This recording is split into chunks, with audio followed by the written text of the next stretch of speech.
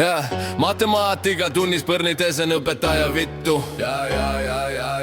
Samal ajal kui jänku nuku sisse lõpetan ja sittun. Õps ütleb mulle tao pihku ja istu.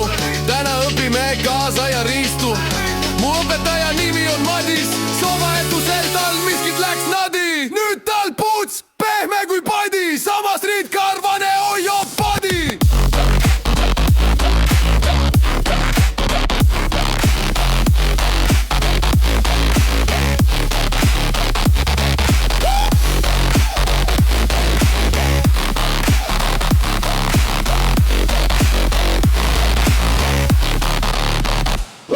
Ma olin skateparkis ja sinna tuli mingi onu.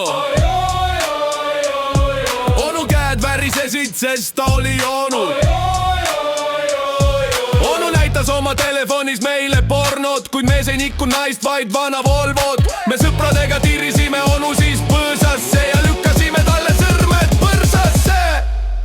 Onu roigus ja räuskas tuli meelde Põlva, kus suvel Madis näitas meile oma uut vittu ja sai lõuga. Poisid, ärge näkku lööge. Ai, türa, ärge suruge oma sõrmi sinna.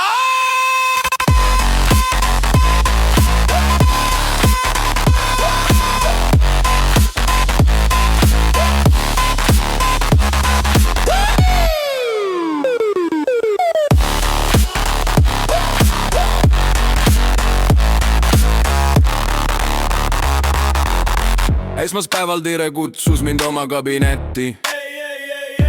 Päss nägi välja nagu oleks ta saanud labidaga letti.